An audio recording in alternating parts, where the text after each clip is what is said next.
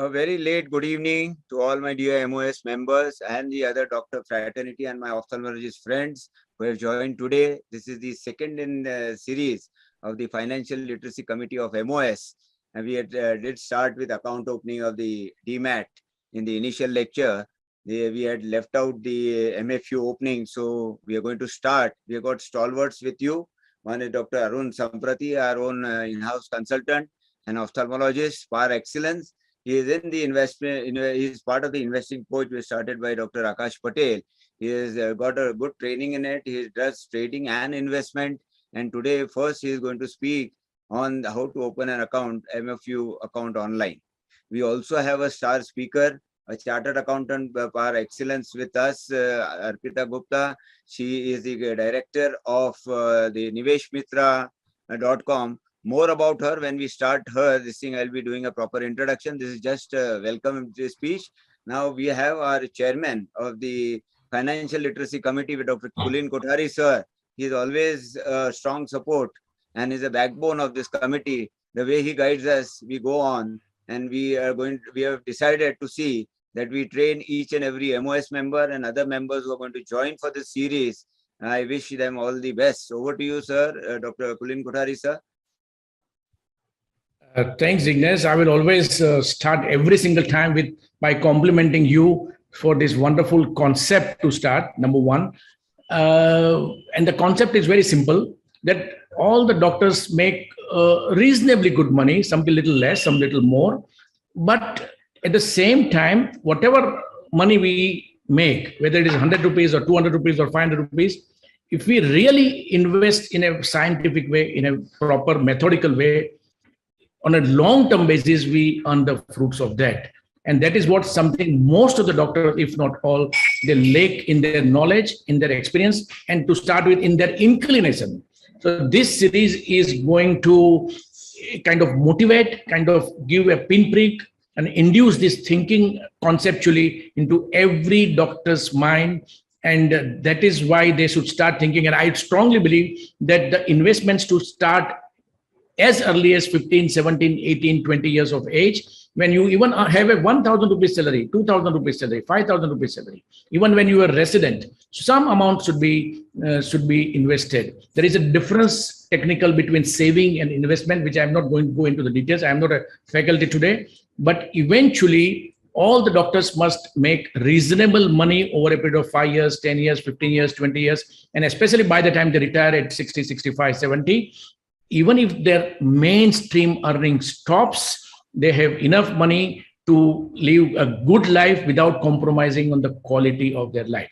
So this is the fundamental principle. In next few sessions, what we intend to do is bring eminent speakers once again, like Arpita, and they will be speaking on fundamentals to start with, like what are the asset classes, what are the principles of asset allocation for an individual. And then we might bring another speaker for succession planning and will, how to make will and what are the rules for that. One very senior solicitor has agreed to speak on that.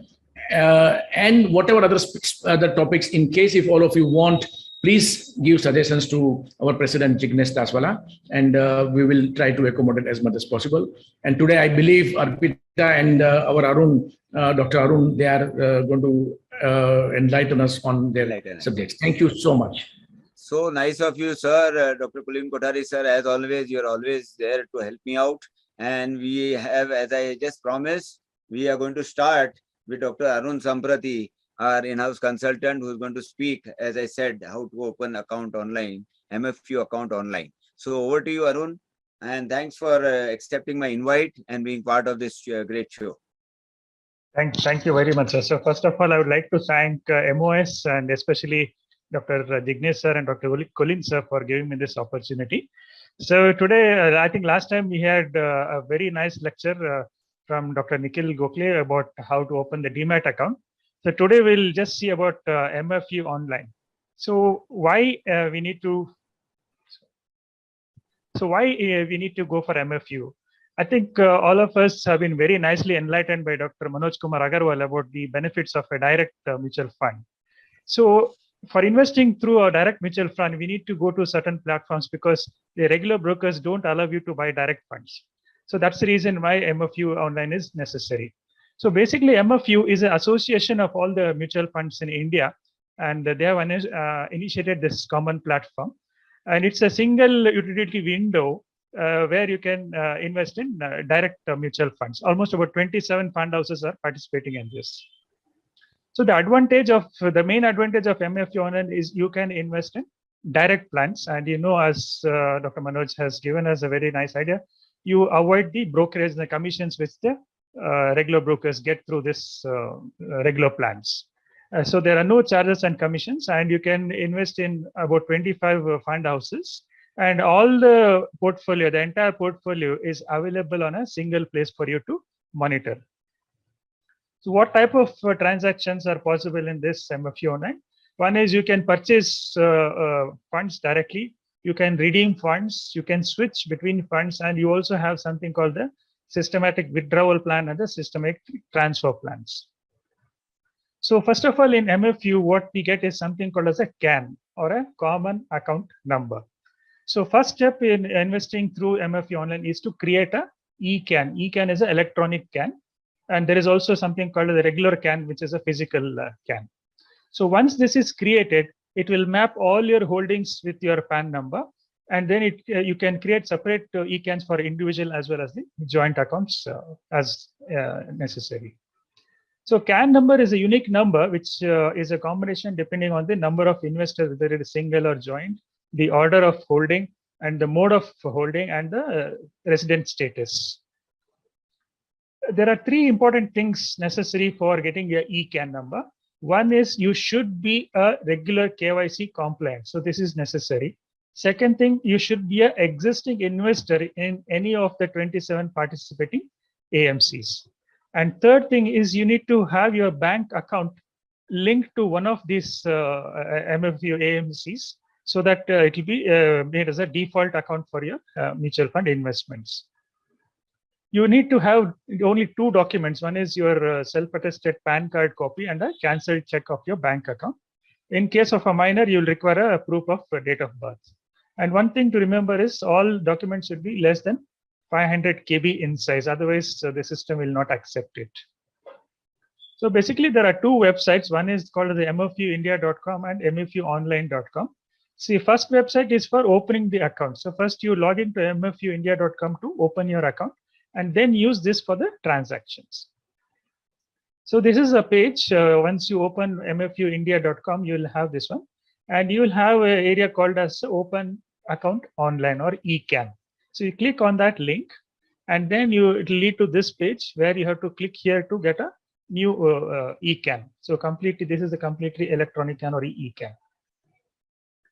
And then you will get this page where you have to fill up your email ID. So it's preferable you fill up your email ID, which is registered in the KYC, like whatever the other mutual funds you are having, the regular plans or whichever. So you fill up that same email ID and complete the CAPTCHA and select on the new form.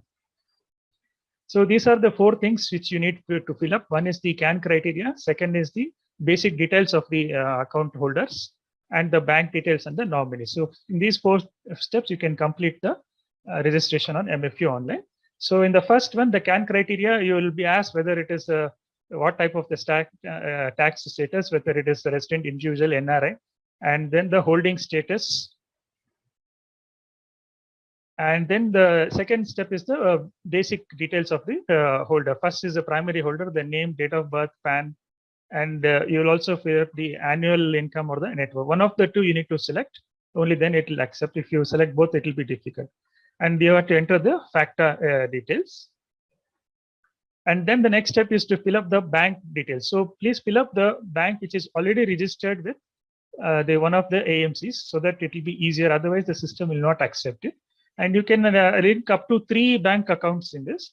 And whichever is selected as a default bank account, this will override the existing details in your folio. So suppose if you have 3 or 4 folios linking into different bank accounts, whatever account you give here, so that becomes the default account, and all the transactions will be going through the same account.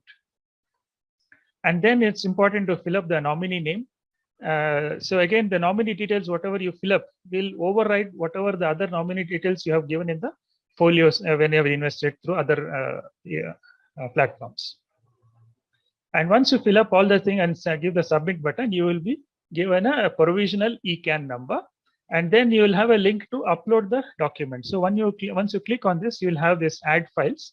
So here you can click the add file and add the necessary document. That is, as I said, the main is the PAN card and the cancelled check leaf. And once you do this one, you will get a email link wherein you will get the link for generating the username and the password. Once you have the username and password, you need to log into mfuonline.com and start investing. So this is a simple method of opening the account in MFU Online. You also have something called the e-pays registration. So this will be basically useful for SIPs. So directly you can link the bank account, and with a one-time mandate, you can start the SIPs. So even though the process may look a little confusing, it's quite easy, and probably you can just finish it within 10 minutes. Of course, there are some other platforms also, because some people feel MF Online is a little cumbersome. So there are some other platforms also which offer the direct mutual funds, and most important is the Zero the Coin. You also have Kuvera, Grow App, ET Money, and Paytm.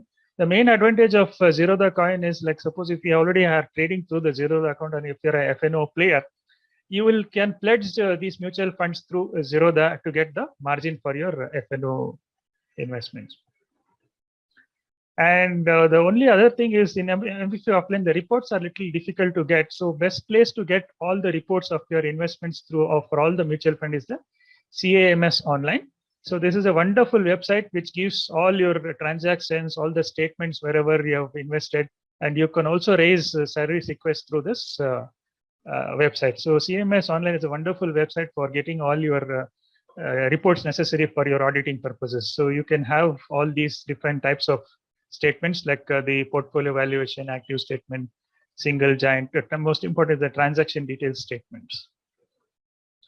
So that's it about starting MFU Online. I'm sure it's very easy to start this account, and it's a wonderful place to start investing in mutual funds. Thank you, sir. Thank you, Dr. Arun. It was fantastic, basic information, I think, which every single person should understand, or his accountant should understand, one of the two. If one has a full-time accountant, I have a team of few accountants, so they do this technical thing, and I know at that point of time while opening the account, but over a period of time, I also tend to forget about it, because you don't open an account frequently, So, but it was fantastic and wonderful for all the new account beginners. Thank you, sir. Thank you. Now, all of us, all the doctors, every investor in general can make mistakes. But doctors in especially, they try to focus on their profession, how not to make mistakes. But on the other fields, like investment, they keep on making mistakes, and they keep on repeating mistakes.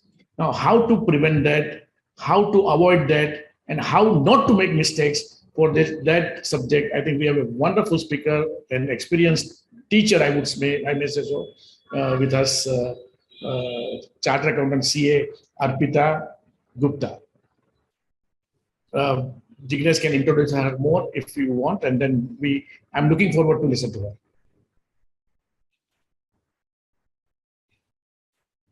So you are muted, sir. Jignesh, sir. You are muted. Thanks a lot, Colin sir. As usual, you're always there. And Arun, fantastic the way you put it, the small little things which are really important when you start investing. You should know the nitty-gritties, the technical aspects, and the rightly put up. It is direct, so we don't pay brokerage charges to any of the banks or through which people usually do the regular mutual funds like ICICI, Kotak and all. So it's a good way of saving almost 10 to 15% of your revenue that you are earning out of mutual funds. So thanks a lot once again for completing this MFU Online account. And now we have the other speaker who is equally talented, more so because she is in that field, a chartered accountant and a director of niveshmitra.com. I'm talking about our today's guest faculty, the CA Arpita Gupta ma'am. She's a regular columnist at the Money Control and the CNBC TV 18. She is working as a wealth and investment advisor to clients from varied backgrounds like doctors, NRIs, non-profit, army veterans, and businessmen.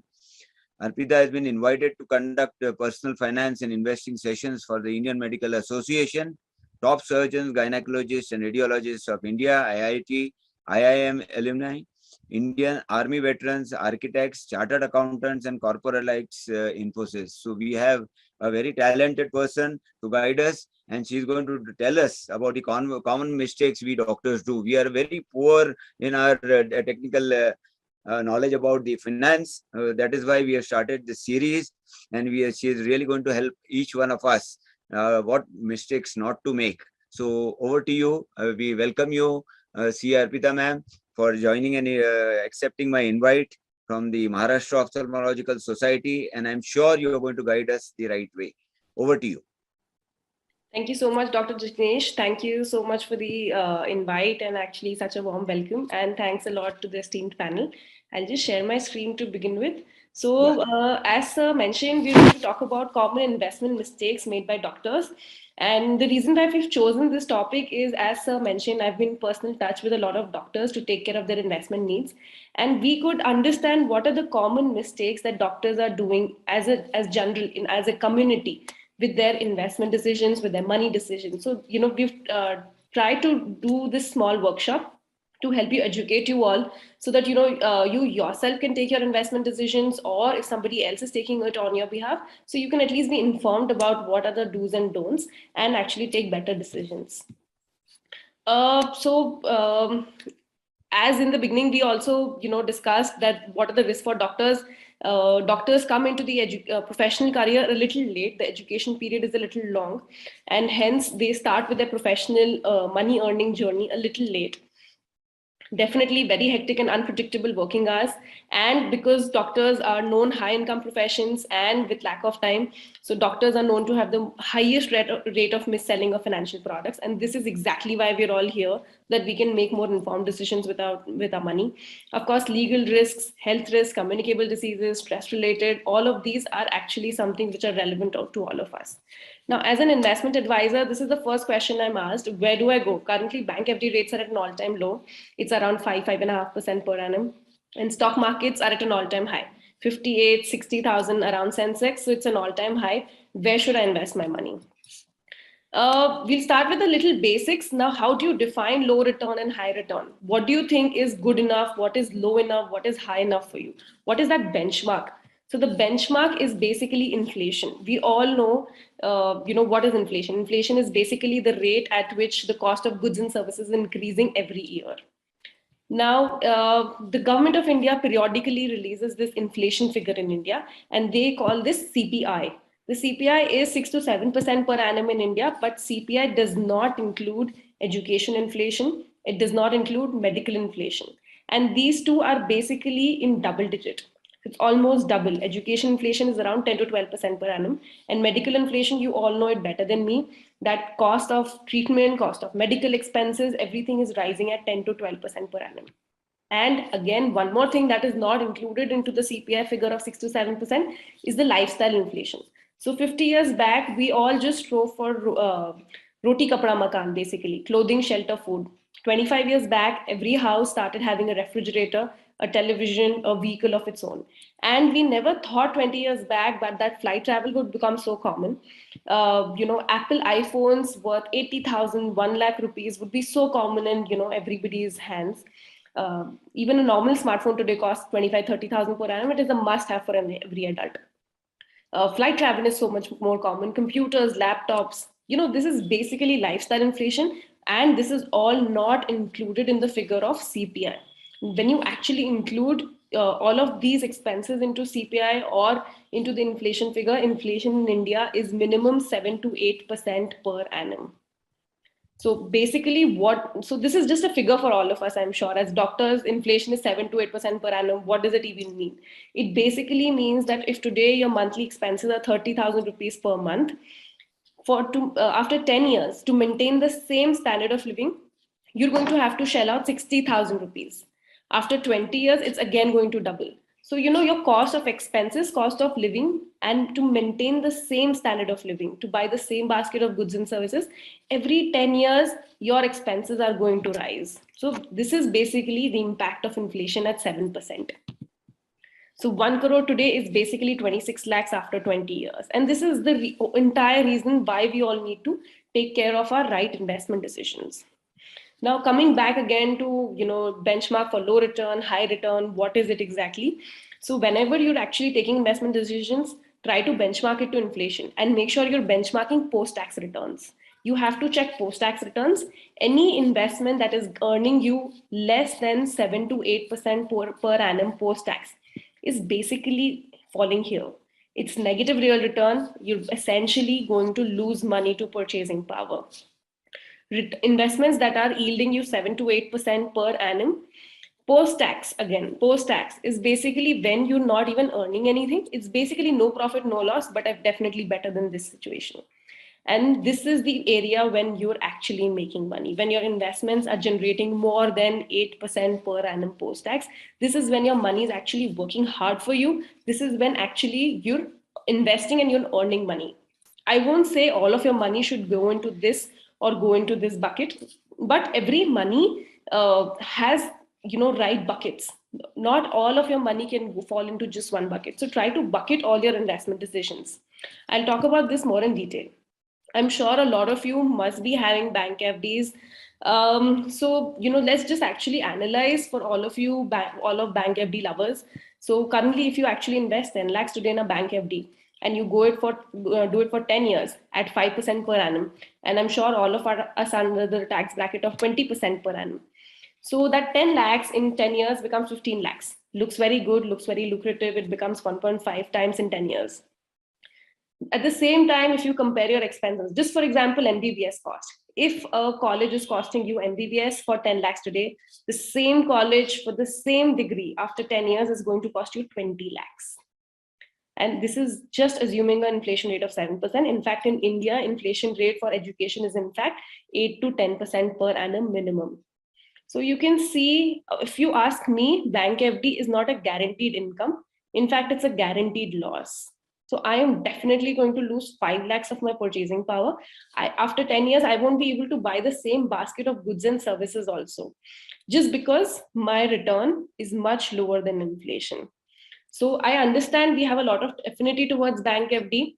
I'm not saying no to bank FD. The thumb rule for bank FD is basically you should park 12 months, not more than 12 months of your monthly expenses into bank FD.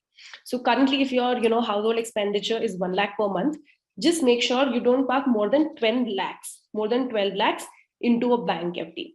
Anything over and above that is just losing purchasing power for you. That 12 month of bank FD parked in a 12 month of your monthly expenses parked into a bank FD can just serve you as an emergency corpus. So in case of any trouble, you can just go and dip into that emergency corpus parked into a bank FD, and you can replenish it later.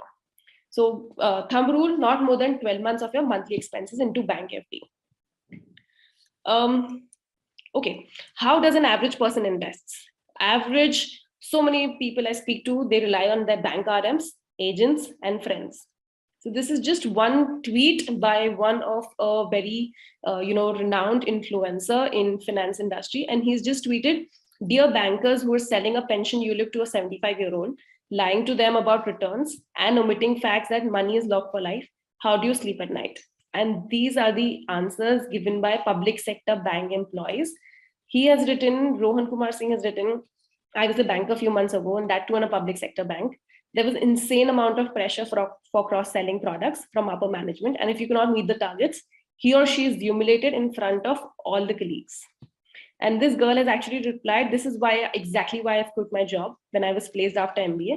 I absolutely did not want to fool people and get paid for it." So, this is exactly how actually bank relationship managers and bank wealth managers are working. So their entire target is actually cross-selling targets. Their investment recommendations to you as a client are around cross-selling targets, but not according to what product is actually right for you as an investor. And that is why we're all sitting here to understand how can you actually add value to your own investment decisions. A lot of us have actually developed a lot of comfort in what kind of investments we like, and because of lack of time, we keep adding more investments to that. And of course, there's a lot of emotional bias here. What is the right way to choose the right investment product for you? Link your investments to your goal. Where should I invest my money does not depend on your age. Investment products are different for 50 years old, 80 years old, but not because of their age, but because of the goals and the time to achieve it. So I'll just give you an example. One of my clients is an Indian Army veteran. He is 80 years old, and of course his monthly expenses are very comfortably met by the monthly pension that he's receiving from the government of India. So he came to me and he said, Arpita, I am actually living a very comfortable life due to the pension that I'm receiving, but I have a surplus amount of 20 lakhs to park, and because I'm 80 years old, I don't think I should go for a very aggressive option. I want to go for a conservative option. And the next question I asked him was, what is the end use of your money? So that is when he replied that the end use of his money is actually, pass it on to his grandkids, kids, to as inheritance. So I suggested to him that because your goal to achieve is basically inheritance. So even in case an unfortunate event happens tomorrow, even if you're no more tomorrow, your kids can actually pass on and receive this investment option, and they can still wait for 5 to 7 years to actually access this money. So then why do you want to go for a conservative option? Why do you want to compromise on the purchasing power being decreased by just going into a conservative, low return yielding investment option? Because definitely, even if you're 80 years old, even if you're 90 years old, at the end, the end use of the money is actually, passing it on as inheritance. So might as well park it into an aggressive investment option where you can stay invested for 5-7 years. Even if you're no more tomorrow, your kids can wait for 5-7 years and then access the money, so that you can at least beat inflation and pass actually good amount of investment money. So your investment decisions are not around your age, it's around what kind of goal that money wants to achieve for you. So it depends on, do you want to save for your child's education or wealth generation, all of these things. The lower time in hand you have, you should ideally focus more on capital protection, and please settle down on lower returns. The thumb rule of 5. Less than 5 years is short term, more than 5 years is long term. And as soon as you have long term in hand, by long term I don't mean 20 years, by long term I mean anything more than 5 years. If you have more than 5 years in hand, please try to beat inflation and actually get into the wealth generation basket. So try to bucket all your investments, all the money that you have, into 3 buckets. One is anything that you need after 3 years, in less than 3 years, sorry. Anything, the second bucket is medium term. So you want to park this money for goals that you need to achieve between 3 to 5 years or to generate a monthly income. And the third is wealth generation or goals to achieve after 5 years. So, maybe a vacation that I'm planning after 7 years, or just inheritance money, or, retirement planning. So all of this will actually come into this bucket. What are the investment options worldwide for this kind of a bucket? Anything that you want to invest for more than 5 years. There are 3 investment options. One is real estate. One is stock market through stocks, mutual funds, small case, PMS, whatever you call it. And then third is gold. We'll talk about all of these investment options. The biggest mistake that doctors tend to do is overexposure to favorite asset class. And the favorite asset class of doctors is real estate. And the reason they give me is real estate is an evergreen asset class. And hence I've put majority of my investments into real estate. Real estate also goes through cycles of ups and downs. I'm sure you all remember 2012 to 2020, the last 8 years, real estate hardly prices grew. And if you tell me that in the 9th year double suddenly, then it took actually 9 years to double your money. If it took 9 years, if real estate is taking 9 years to double your money, basically the returns you've made is equal to inflation. So, what is the thumb rule of investing into real estate? The thumb rule is you should ideally in 5 to 6 years, you should double your money, or in 10 years, it should become 4 times. That is when you are generating wealth and you're beating inflation by a decent amount of money. So I'm not saying real estate is a bad asset class. In fact, this is a very good time, actually, I'm sure, about real estate. But do not put all your money into real estate. Put some money of that wealth generation of more than 5 years into other asset classes also, so that if real estate is not performing during this time period, at least during this time period, other asset classes can perform. So at least some portion of your portfolio is making money. And this is how you can balance it out really well. The second asset class, gold. So in the last 2 years, gold has given fabulous returns, and that is why it is actually outshone for all of us, and we're attracted back to this asset class. But this is again a period when gold did not give any kind of returns at all. So gold also goes through ups and down cycles. A general thumb rule, we're going to discuss a lot of thumb rules here. So for gold, the thumb rule is not more than 10% of your portfolio should be into gold. In general, gold doubles every 10 years. So it's a little slow, and that is why not more than 10% should be into your gold. Sorry. Notions around equities. When I talk to doctors about stock markets, equity, they say it's like gambling. It's very time consuming. They're very volatile. It's very risky. Stock market is volatile in the short run. If you try to see every day, every year basis, such macro events can just happen, and you cannot even realize that such things can actually happen. You cannot predict, not even the biggest financial advisors can actually predict such events. So it is volatile in the short run. But in the long run, stock markets are in line with the growth of the underlying economy. So again, for this, we did a small research for the last 30 years. And this is all based on actual data in India. So in the last 20, 30 years, I'm sorry. In the last 30 years, inflation in India was 7% per annum. During the same time, bank FD returns were 8% per annum. Gold gave a return of 10%, and stock market, simple Sensex, gave a return of 17% per annum. This is the difference actually. It could actually beat inflation and return in other asset classes by a big difference. But the key here is you have to stay invested. I'm not asking you to stay invested for 20 years, 30 years. A period of 5 to 7 years is decently good. So this is just a basic graph. I'm trying to show you practically what has happened. This is basically a graph of last 15 years. If anybody would have invested on any date and stayed invested for exactly 2 years, you stayed invested for exactly 2 years, there was a lot of volatility in returns. You could have come out with plus 26, you could have come out with minus 10% return. So a lot of volatility, a lot of unpredictability. As soon as you increase your time horizon to 7 years, so if you would have invested in the last 15 years on any date and stayed invested for exactly 7 years, on an average, it was a very high probability that you would have got a return of around 10 to 12% per annum. If you stayed invested for 7 years, even if you were the unluckiest investor, you would have come out with 5% per annum, plus 5% per annum. So basically, as soon as you increase your time horizon, stay invested for exactly at least 5 to 7 years, there's a very high probability, it is very, very achievable that you get a return of around 12% per annum. And this is basically 5% happened in March 2020 when the national lockdown due to COVID was actually announced. So even if your 7 years were ending here, you would have got out with plus 5% per annum. And in such cases, it's actually recommended to not just withdraw, just stay invested for 1 more year.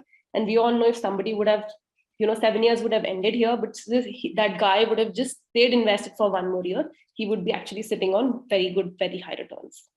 So this is the only secret sauce. Now, when I talk to my clients and say, 12% per annum is really achievable, this is what they think. They think every year it'll be plus 12, plus 12, plus 12. And this is what actually happens. It'll be plus 8, then minus 14, then plus 48. So a lot of volatility, a lot of averaging happens. And after 5 years, an average return of 12% comes out actually. So you have to stay invested for 5 to 7 years to actually get that return of 12 to 15% per annum. There are a lot of ways to actually manage risk and volatility when you're investing in stock markets or equities. One is we just discussed, increase your time horizon to 5 to 7 years. 5 to 7 years is not a long period. You can actually very easily dip your toes and test it. The second is diversify. Diversify across stocks, sectors, market caps. Take professional institutional advice. I'm not talking about professional RM advice. Please try to take professional institutional advice and rupee cost averaging. We'll talk about all of this. So, there are a lot of ways of investing into stock market. One is you can just go out in the market and pick stocks. The other is you can invest via professionals like mutual funds, small cases, PMS. Here, there's a professional institutional advisor who's actually building a stock market portfolio for you.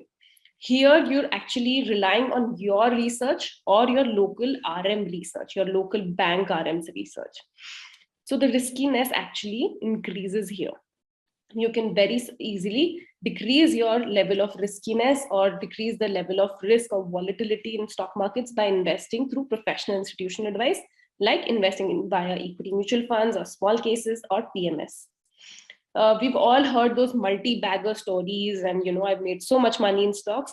To actually make that good return in stocks, you need a high level of experience and expertise and maturity. In my opinion, if you ask me, 95% of the clients or 95% of retail investors make or generate more returns in this bucket than this. So if somebody tells you tomorrow that, I made 30% or 60% in stocks, ask him what returns did stock markets or Sensex give in the same period. And 95% of the times you'll find out that his entire stock portfolio has given much lower returns than his a mutual fund portfolio in the same time would have given. What are equity mutual funds for the uninitiated? It is basically a pool of investors. He's pooling his money. He's handing it over to a fund manager. So there are a lot of mutual fund houses, around 40 plus mutual fund houses by big financial institutions like Kotak, SBI, HDFC, ICICI.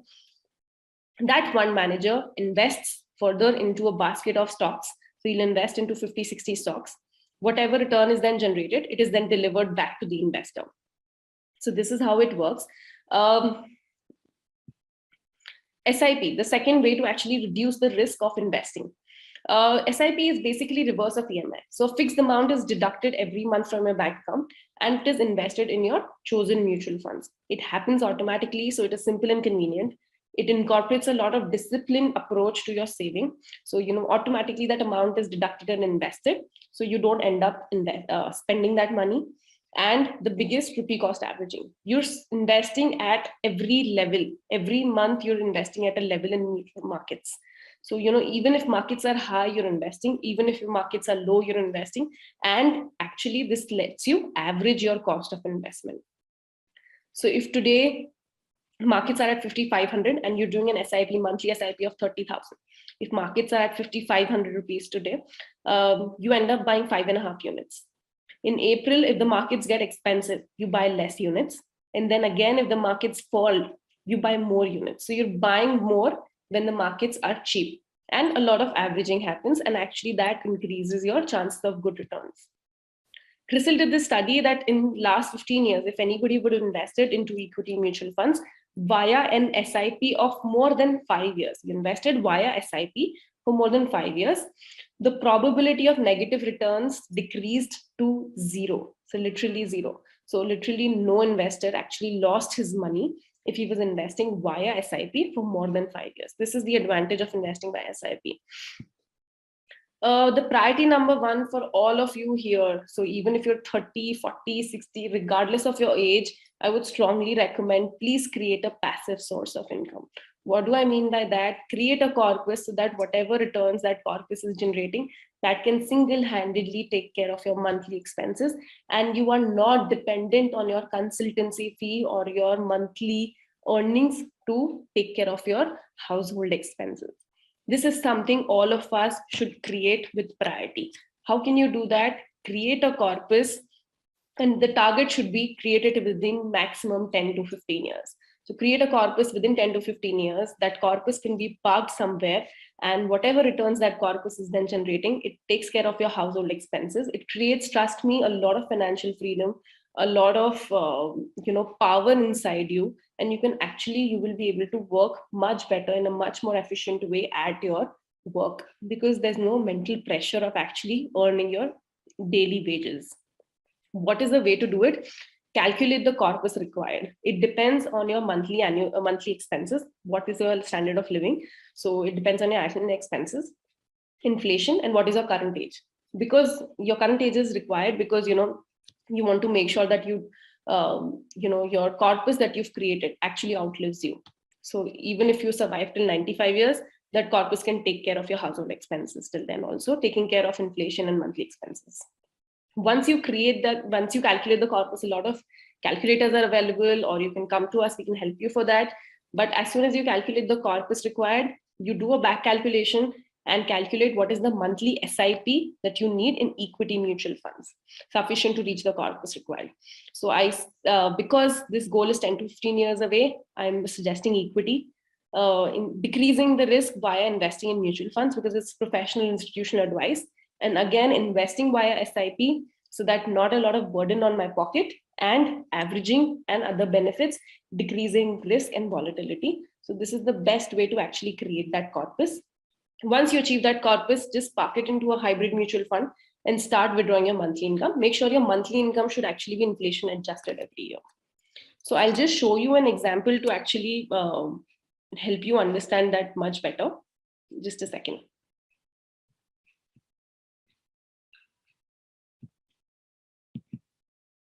So this is something we created for one of our clients. Try to create, so, by this, I'm just trying to tell you that, instead of just reading the newspaper tomorrow and just investing in that random mutual fund or a random plan, try to create this holistic financial plan for yourself. What we did for her was we wrote down all her, debts that she had to pay, her insurance policies that she had, what kind of mutual fund investments that she had. Then we calculated what was the monthly expenses that she needed. So she was a single lady, she was a single woman, and she had to take care of her mother-in-law and daughter. So, including those expenses, she needed 4,16,000 every year to take care of her monthly expenses. And then this is how we calculated the corpus, that to actually get an income of 4,16,000 starting from the first year to take care of her household expenses, she needed a corpus of 1.4 CR. So, we did all those calculations to help her understand that 1.4 CR is required. And this is something very interesting, that in the first year, she gets to withdraw 4,17,000. And every year, this amount that she withdraws actually increases by inflation level. So it has to be inflation adjusted. Today, to maintain the same standard of living, she's requiring 4,17,000. But in the 10th year, she's going to require 6.5 lakh for the same set of expenses.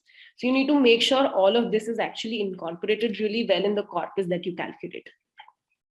So, this is how you can actually calculate the corpus required. Then we took account of, other liabilities that she had, like her daughter's education and marriage. What were the cost of that? How much time did she have to achieve that? And what was the money that she needs to invest for that kind of a corpus. And at the end, we did a synopsis of her recommendations that, for emergency fund, park 1.5 lakhs in a bank FD or a liquid fund. To fund your daughter's education, invest this much for a hybrid, this much into liquid fund, this much into equity fund. For your retirement, park this money, X amount of money into debt fund, X amount of money into equity fund. So, once you have, all of you actually have a clarity of this actual financial plan for yourself, you can make much, much better investment decisions for yourself. And trust me, your money can work actually harder for you in this case. I'll just share my screen again. Okay, so please try to actually create something of this sort for yourself, create a financial plan for yourself, and take investment decisions accordingly. It's not something very complicated. You can do it yourself. If you want, we can help you do that, but or work with an advisor who can actually create this kind of a financial plan for you and take investment decisions in sync with that financial plan, taking care of all the financial goals that you need to achieve. So winning at money is 80% behavior and only 20% knowledge. So I'll tell you, so we did this, survey with thousands of doctors pan India, and we asked them, what was your action during the March 2020 COVID market crash of your stocks or equity mutual funds? So 50% of the people actually told us that they did not change their investment strategy. Whatever their stocks or mutual funds were holding, they just kept their SIPs ongoing. They did not sell anything. They did not buy anything. So their investment strategy was constant. It was not affected by the COVID crash. And 50% of the people were not investing into equities then, and hence not applicable. So, it was majorly thousands of doctors actually polled for majorly 50% of this into no change, and 50% were not investing into equities. This is just a graph to show you what exactly Indian retail investors did during the COVID market crash. This was when the majority of investors either sold their stocks, stopped their equity SIPs, or sold their equity mutual funds. But we all know this was when the maximum returns could have been made. If you would have invested in the March to December 2020, you would have been sitting on very, very good high returns. So, I'll just tell you with an example what we did to our clients. What we did with our clients was we scheduled a lot of con calls, we did a lot of Zoom calls, one-on-one meetings, and helped them understand to prepone their investments and invest majority of that money from April to September 2020. So we made maximum of their investments that they were supposed to invest in the year. So instead of status quo or not changing the investment strategy, the right behavior was actually investing aggressively during this time. The right behavior was investing majority of your money. So a lot of people were actually ending up saving on their money also because of reduced lifestyle expenses, number one. Number two is if the client was comfortable. So if somebody was actually doing an SIP of 1 lakh per month, we told them that instead of investing 12 lakhs through the year by staggering it in 12 monthly SIPs, just prepone your investments and put that 12 lakhs from April to September 2020. So we drastically increased their exposure into equity mutual funds. We helped them explain a lot about the markets, the economy, the state we are in, and aggressively made their money invest a lot of money into this period. And this is how it can actually increase your returns instead of just not changing your strategy. Not changing your strategy is the wrong behavior actually at such kind of a place. So, secret to again making good money or making good returns into markets is changing your behavior according to the markets and any personal major event happening in your life. The second difference is made by investing at the right time and in the right pockets. So a lot of people I spoke to, they said, we invested our money into HDFC Bank, HDFC Infosys stocks, and all the blue chip stocks because they were very cheap during the March 2020 COVID crash. But what we did with our clients was whatever incremental investment money they were comfortable in giving to us, we allocated majority of that into small cap states.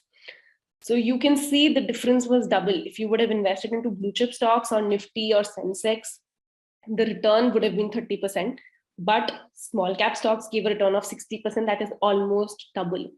So, this is where a difference can actually be made. Investing at the right time, changing your behavior according to markets, and investing in the right pockets, understanding the right potential, which is really, really very important. A lot of people ask us, index investing, what is our view? We say include it in your portfolio. You should definitely have index funds, Nifty, Sensex, passive funds in your strategy, but do not limit to it. Add index beating components to your portfolio. How can you add index beating components? One is there are a lot of funds currently, but you should know how to analyze. So analyze the funds which are beating the index. This is one way. The second is asset allocation, which we just discussed. That understand where is the opportunity. Like we spotted the opportunity in small caps, and majority of the money was actually invested into small caps then, and take sectoral bets.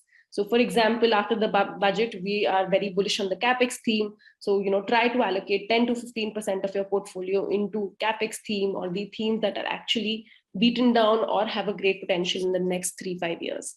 So try to include those sectoral bets. Can it make a difference to your portfolio? Yes, it can. If index can give a return of 12% per annum, if adding an index beating component to your portfolio can give you a return of around 16% per annum. Can 3-4% can actually make a difference? This is the difference. A 25,000 rupees per month SIP into Sensex or index can give you 2.5 crores. But the same portfolio, if you invest into an index beating portfolio, that 25,000 per month SIP can become 4.5 crores. So, this is almost a difference of double. So I would strongly recommend, please include index, please include passive funds, but try to add index beating components to your portfolio. Do that yourself. A lot of available research on the market, available on the internet. If you can't do that, hire an expert, but it really makes a difference. It makes a lot of difference, more than the cost also you can actually incur for hiring an advisor for that.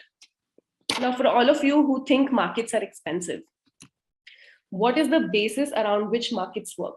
Markets actually, work around the basic that earnings, what is the underlying growth of the earnings of the companies. So I'll just tell you, pre-COVID, Indian listed companies Pre-COVID, Indian listed companies gave a combined profit of 1.3 lakh crores. In the second wave, COVID second wave quarter, the earnings of the listed companies in India actually grew by 57%. So GDP fell down, but the listed companies' profits actually increased. Profits also increased by 57%, and stock markets also increased by 50%. So there was a lot of tandem in increase. So markets are not at all expensive. Markets are fairly valued at the current levels. They are not expensive. Of course, a lot of froth is available in, or they're expensive in some pockets, but there are still a lot of pockets available for very good opportunities are still existing in the market. So, it's fairly valued. The last 2 years were very good for the Indian stock market. The next 5 to 10 years also, we are very bullish for the stock market. But last 2 years, everybody in the market made money. The next 5 to 10 years, it will be a stock pickers market. You should know the right sectors or opportunities to actually invest into. What are the sectors that we're bullish on? Home improvement sector, sectors allied to, real estate, so cement, steel, all of those sectors, part of the PLI incentive. Tech sector, very bullish on financials. It is the best way to play the economic upcycle, but please do not invest into HDFC Bank Kotak this time. We're bullish on a different sector in financials. Infrastructure and CapEx, that was the highlight of the budget this year. So these are some sectors that we're actually bullish on in the current markets.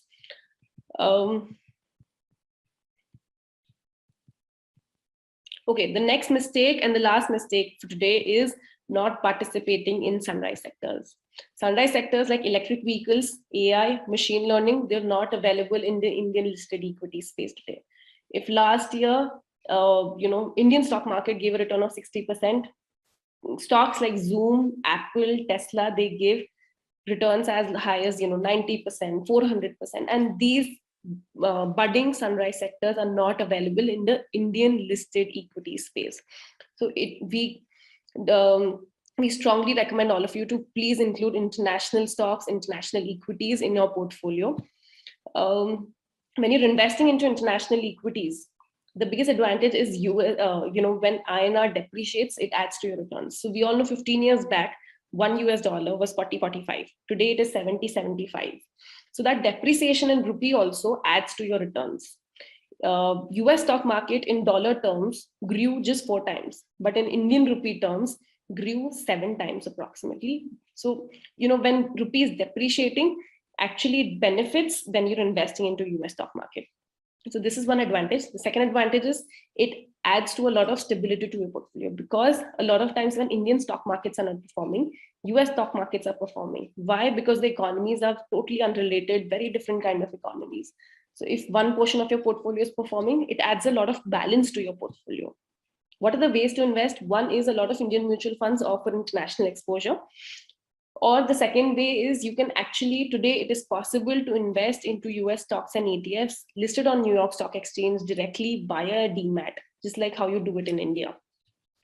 Indian mutual funds problem is there's limited stocks. So if you want to invest just into the electric vehicle theme or innovation theme or biotechnology or blockchain technology, you cannot do that. There are no mutual funds catering to just a specific theme that you're investing into, you want to bet on. But it is very much possible that today, so for example, we help our clients create that international DMAT account through which you can invest, particularly in these themes and ETFs, directly in and stocks which are directly listed on New York Stock Exchange, just like how you do it in the Indian markets.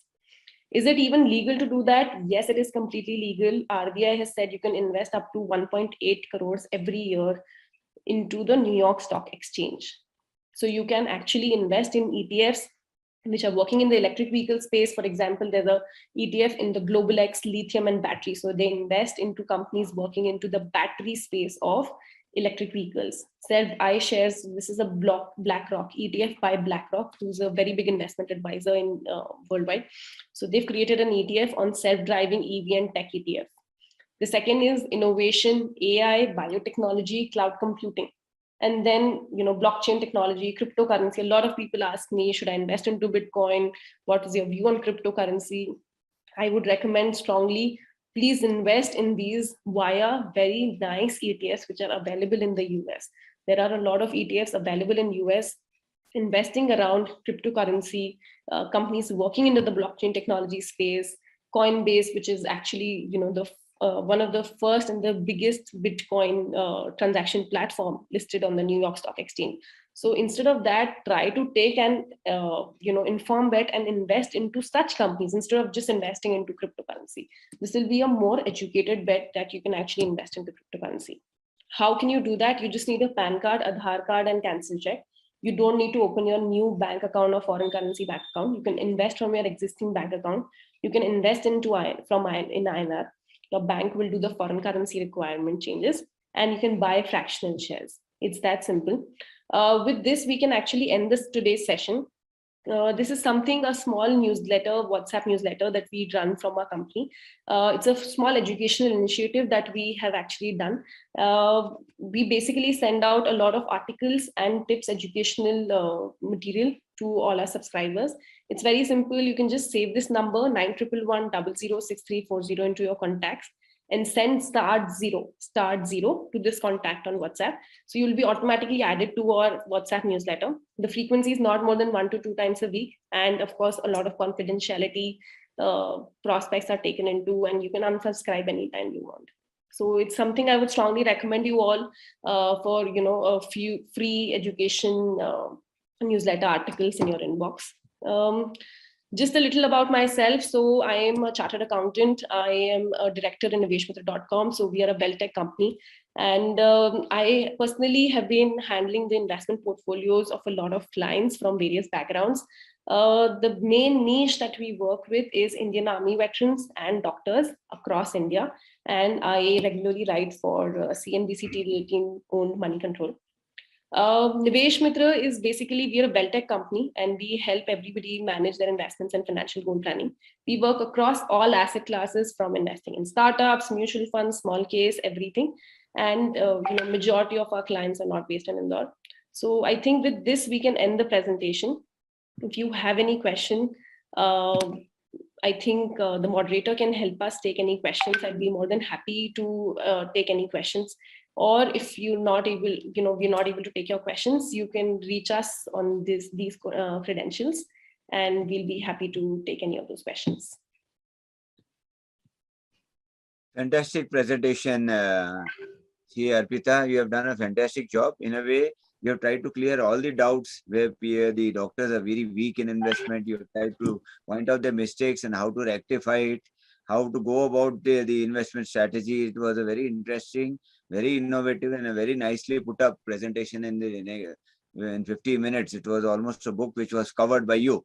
There are some questions which have just come up. That is, one is rightly that you already answered. What is the digital currency announced in the budget, and what is the future of cryptocurrency in India? So cryptocurrency is here to stay, definitely. It's not a fad, or it's not something that will go, but it is a lot of legal clarity is still pending on cryptocurrency. The winter parliament bill on cryptocurrency is still pending, but it will go through a lot of regulatory changes and everything. So even if you're still, very interested in investing into cryptocurrency, I recommend it. Do it via ETFs listed on New York Stock Exchange. Investing into cryptocurrency, you can do that. And make sure you don't invest more than 5% of your portfolio. So cap it to 5% of your portfolio, investing into cryptocurrency and blockchain. Arun, I would like to add for you. Jignesh, I would like to add here for cryptocurrency, because a lot of people are talking about cryptocurrencies post-budget. Any novice investor, I would strongly suggest not to think about cryptocurrency at all. People who are into investments for a few years and who have understood the fundamentals of investments in general can think about investing in cryptocurrency. It's a highly volatile, high risk, and probably high return or high losses kind of investment. And that is what we must do. We must understand that also. Go ahead, please. Arun, there is a question. Actually, it's a suggestion by Dr. Nikhil Gokhale. There is another avenue of MS Central, which is a new site which gives much more in details of DMAT and non-DMAT mutual fund investment. The clarity of the fund transfer, cash, and it's all very good. Any idea about it? And yes, sir. It's a recently words on that. Yes, sir. It is a recently started initiative. MF Central. I have actually not explored it much, but definitely I think Dr. Nikhil will be knowing more about it. Definitely, it is a good platform, sir. Yes. Okay. Dr. Mahesh Kumar has asked annual return, that is for Arpita, CA Arpita, annual return of conservative income, balance, growth, and aggregate for the last 15 years is 8%, 8.9, 10.6, 11.7, and 12.3. Average inflation is 7% in 15 plus CDS plus individual tax. Where does the aggregate stand? Did you understand the question? I didn't. I'm sorry. Yeah, your answer. I didn't understand. Have Can you repeat the question, please?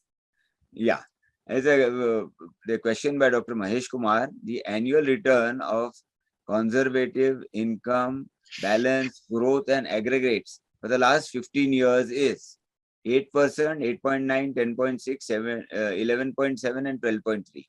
The average inflation stands at 7% in 15 plus TDS plus individual tax. So where does the aggregate stand then?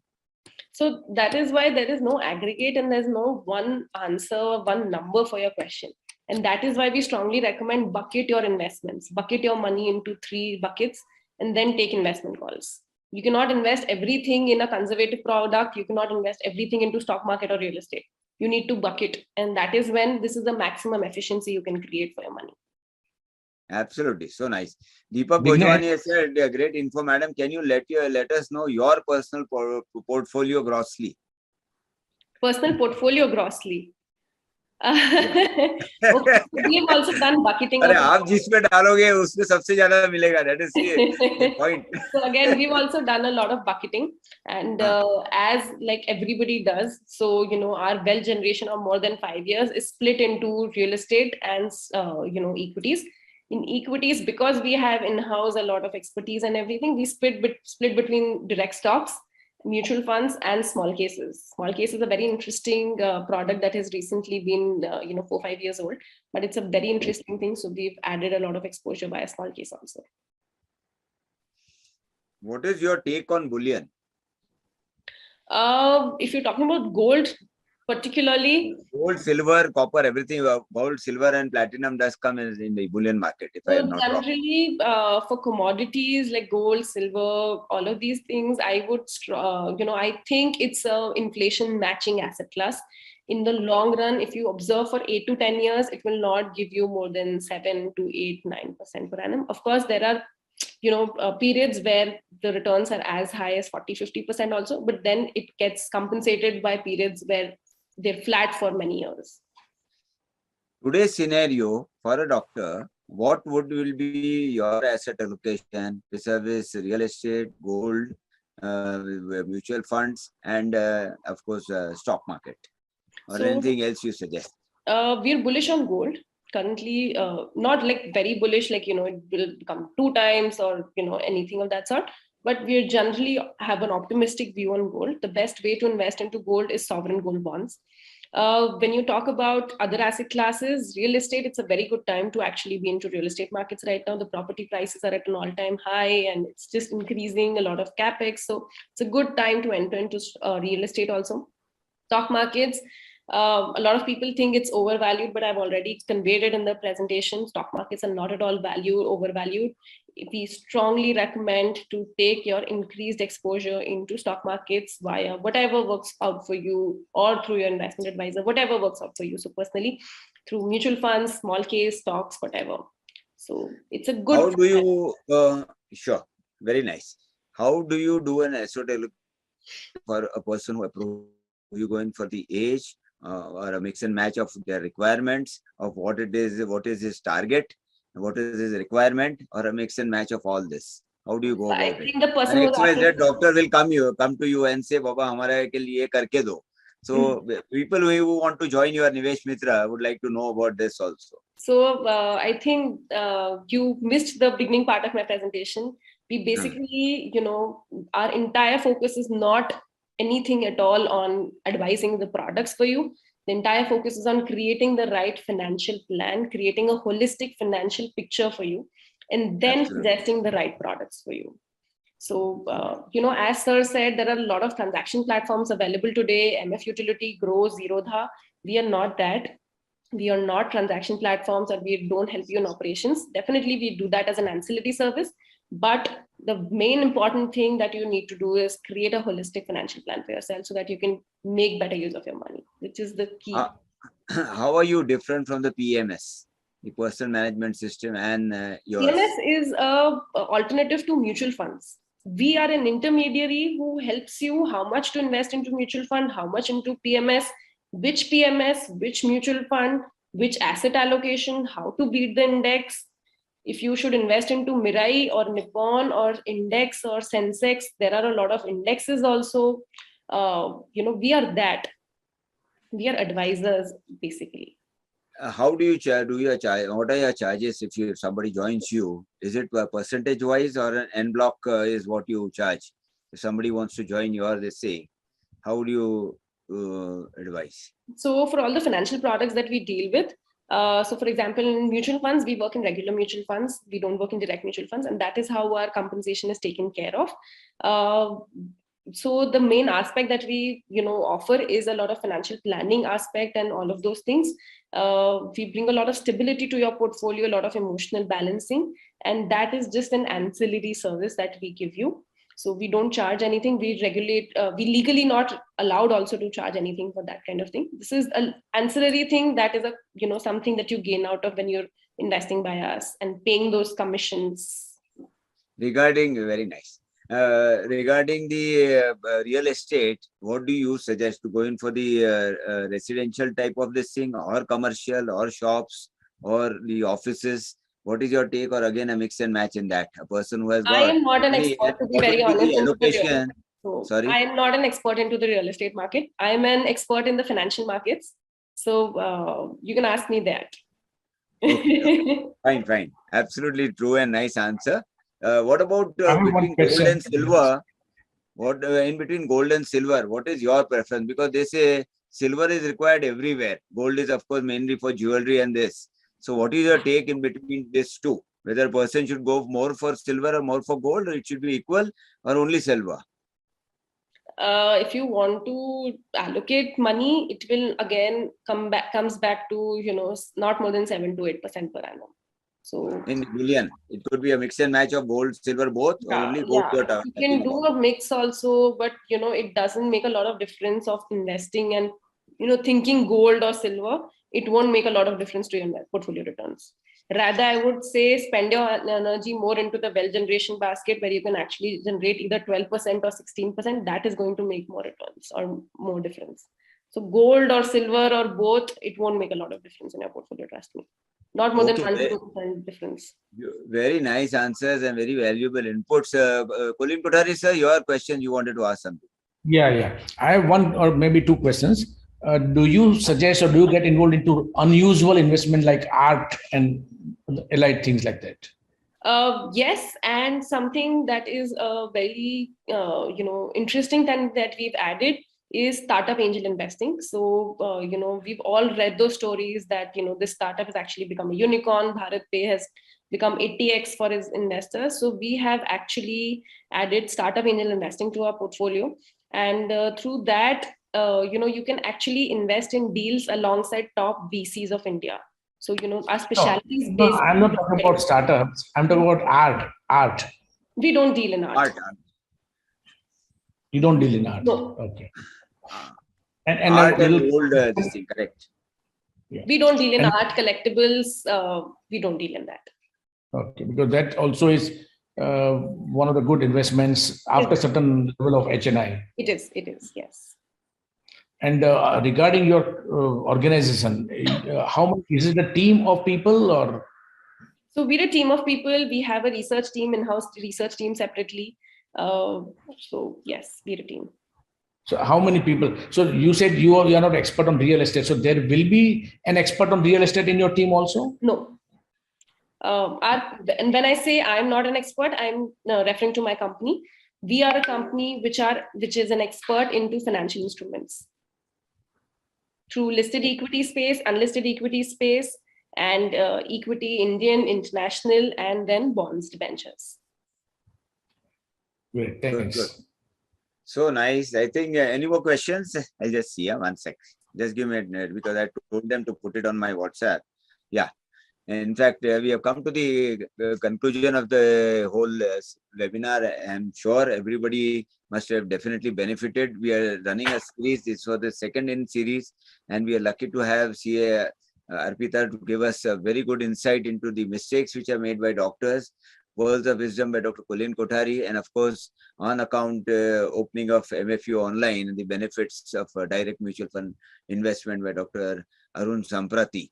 And of course, our the backup team, we have Dr. from Entod who are doing a really great job. Our secretary, honorary secretary, Dr. Rajesh Joshi, my honorary treasurer, Dr. Rajiv Mundra, to be with me throughout the program and being of a big help. And as usual, Dr. Kulin Kothari, he's always there. Whenever I say, he's always there. Ki bhai, main hoon piche. You run the show, I am going to support you. So he's there for helping us, for coming up for the next series also. He has already told me the next two talks which he is going to fix up. They are the big timers in there. So be with us, all of you, in the series, in the continuation of the series. Over to you, sir, for your concluding remarks before you say vote of thanks by Dr. Rajesh Joshi. I think Dr. K.K. Mehta was supposed to join, but somehow I think he has some problems, so he could not be part of it. So over to you, sir. No, I think most of the things are discussed. Your vote of thanks is more important. I think I don't need to say anything more than this. But we are planning some extraordinary speakers from various fields for different subjects. So every fortnightly, hopefully we should be able to do something. Absolutely. So nice of you, sir. Over to you, Rajesh, for your vote of thanks. He does a very excellent job. In spite of me missing somebody, he is always there to cover up. Thanks, C.A. Arpita, Dr. Arun Samprati, and Dr. Kulin Kothari. Over to you, Rajesh. Yeah, that was really a wonderful discussion on investment. I remember a few days back, I was trying to open an account for mutual fund investment. However, I left in between as few things I could not understand. Hopefully, after listening to Dr. Arun, I will be able to complete it in few days. You made opening of mutual fund account very simple. Thank you, Arun, for sparing your valuable time and guiding us. Doctors does make mistakes, but we have smart doctors like Dr. Kulin Kothari, Dr. Taswala, Dr. Raju, who are not only perfect in treating patients, but also smart investors also. That is what I could gather from last two CMEs on investments. Your talk must have opened eyes of many for proper investment. Thank you, Dr. Arpita. Thank you, Ms. Arpita, for sparing your valuable time and giving valuable inputs on investment. I thank all the members who have joined on various platforms and Entod for providing technical support. Thank you. Vaishnavi and Ashwin, can you have a gallery view video shot for all of us? We have the star faculty with us. And of course, Arpita is a doctor, but a chartered accountant doctor, to tell us about the investment. Yes, Vaishnavi, Ashwin, who's going to take a screenshot, please, quickly? Just a second, sir. I'm taking the screenshot. Yeah, and a big thank you to the Entod people. As always, you are absolutely a solid support to all of us, MOS, for all the webinars till now. We are going great guns because of you people. Everybody smile. Arun? Yes, a lovely smile. Arpita has got a very nice smile. Rajesh? अरे कोई बात नहीं, बढ़िया Thanksgiving sir तो है ही हमारे साथ. And Rajiv as usual. It's taking a lot of time to take a screenshot. Vaishnavi, done? Done. So everybody, a big thank you for joining. Thank you. Thanks a lot. Thank you. And see you for the third series number 3 next month. Thank you very much. Thank you. Thank you. Good night. And take care. Good night. Good night. Good night. Vaishnavi, Ashwin, and all the Entod people, Arpita, Dr. Kulin Kothari, sir, Rajesh and Rajiv. Bye. Good night, sir. Good night, Arun. Good night. Good night. Good Thanks a night, lot. sir. Thank you. Thank Good night. you. Good night, sir. Good night. Good night. Good night. Good night. Vaishnavi?